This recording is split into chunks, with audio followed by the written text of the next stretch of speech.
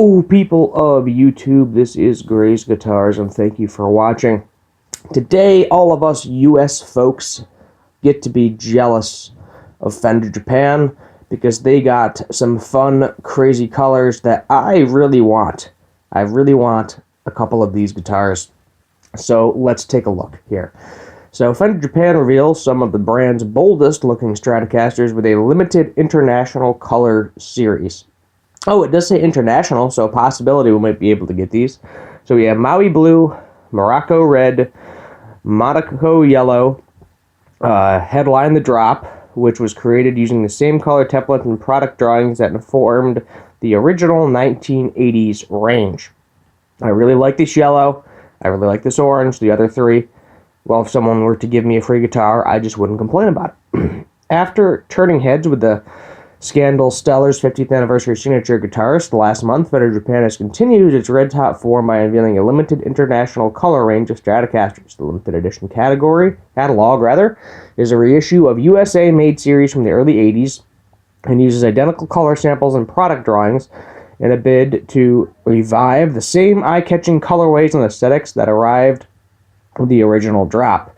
Said samples and blueprints were ordered directly from the Big F's U.S. branch, with each model flashing unique named finishes and paying homage to the countries that inspired them. Oh, that's interesting. So Maui Blue, named after the Hawaiian island, is a clear highlight with the pastel-leaning finish lining up alongside the border-lined hair metal Esquire Monaco Yellow and Morocco Red.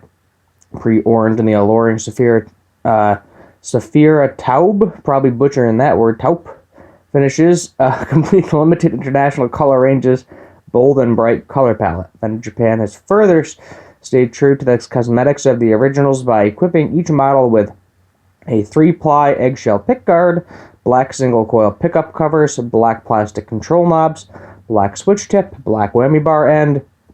Each guitar also features either a maple or rosewood fingerboard, so it depends on what you want there, depending on its finish. Whereas Capri Orange and Monaco Red feature a rosewood board. Sahara and Monaco Yellow and Maui Blue boast maple alternatives. Nothing wrong with a maple, either or. I don't know, whatever your preference is there. Not only has Fender Japan paid close attention to recreating the physical appearance of the USA Limited Edition International Series, it has also gone great lengths to ensure the function spec sheets are almost identical. Some of the finer, true to original details include the serial numbers on the oversized headstocks, bullet truss rods, which are pretty neat, 21 frets, original Fender Vintage F stamped tuners on a 3-bolt neck plate. Oh, they're reissuing the 3-bolt neck plate. A lot of people don't like that. I personally don't have a preference. I've never owned one, but that's kind of interesting. As well as the 6-saddle, vintage-style synchronized tremolo bridge. The biggest deviations from the original design of the body, the original ones featured ash bodies, while the reissues are composed from basswood and the fingerboard materials maple was used for all Fender USA Limited Edition color strats in the 80s, while Fender Japan introduced rosewood into the mix. Otherwise, the Limited Edition International color strats feature a U-shaped maple necks.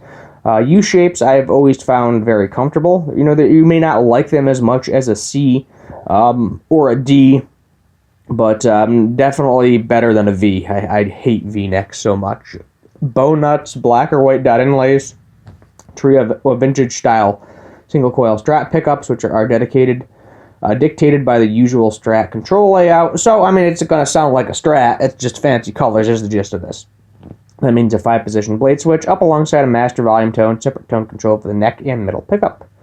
Find out more about these guitars, which are unfortunately exclusive to the Japanese market and limited to this year only. Head over to Fender Japan, which we will.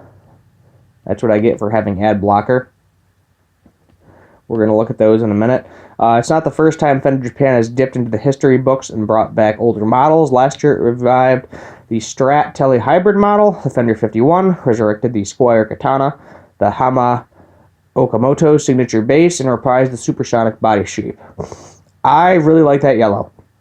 It reminds me of Tom DeLonge when he did a signature think it was back in the early 2000s. He had like a single pickup yellow strap.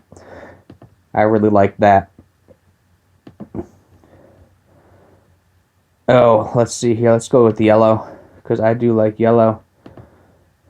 There you go. It does have the 3-bolt neck plate. That's really interesting. You do not see that really. Oh, it even has the tilt. So they're replicating this to a T, pretty much, minus the body wood, being basswood as opposed to ash. But they are replicating this to a T. Now, some 70s fans, 80s fans, may really want to get one of these shipped overseas. And I know people like Trogley, he's probably going to get a hold of one of these things just because they look cool. I can definitely see him doing that. I would really like to own one of these. I don't know what this is in US money, so let's find out. To USA. Oh, it's yen. So you're looking at right around $900, which is definitely something I would expect for this price range. I mean, at the same time, it's a made-in-Japan guitar. And yes, I am definitely more of a fan of a 22-fret guitar with all the specs, with all the colors, with all the cool little things here. I really like the orange, too. Those are kind of the two that are standing out to me. But with all these cool, fancy specs, I could definitely see a lot of people in the U.S. wanting these. So I'm hoping it's something where if they do well enough in the Japanese market, we get them in the U.S. I know that's not the case like 90% of the time, which kind of sucks. If we're being completely honest, it's not particularly fun when you see this really cool Japanese exclusive guitar, and they're like, nope, no, guess what, USA, no, you're not getting that, even though everybody wants it. It's going to be interesting though. My biggest thing is the 3-bolt neck. I can definitely see people avoiding them because basically a lot of people say, oh, 4-bolt is significantly more stable. 3-bolt isn't stable. Even though Fender did its research before they went with a 3-bolt system, and what I think they should have done with a 3-bolt system is take the whole neck plate and flip it upside down. And the reason I say that is because you have that nice, beautiful curve on the bottom of the neck plate right here. And I'll just bring up the image right here. So you could theoretically flip this around, do the 3-bolt system, and then do a nice, big old swoopy cutaway, so that way you can get up to them bottom frets. I think that would be cool to see. Will Fender ever do that? Probably not. But the 3-bolt is perfectly stable. It may be slightly less stable than the 4-bolt, but you're not going to go out of tune. You're not going to have problems with it. Nothing to worry about there. It's just a rumor. There were some problem guitars back then. The quality control, maybe not the best in the world, but it's Fender Japan, and I don't think I've really ever heard anybody complain about an instrument coming out of Japan in recent years sounding terrible. In the 60s, yes. In the 60s, yes, they had terrible instruments. But this day and age, they know what they're doing. So I just thought it was cool. I wanted to show off some cool colors. So if you're in Japan, have at it. If you're not, maybe wait until one of these pops up on the used market for like 3 times the price, because we all know that's what's going to happen with these. Other than that, that's where we're going to end it. My name is Steve Gray. This is Gray's Guitars. Thank you for watching, and as always, have a good one.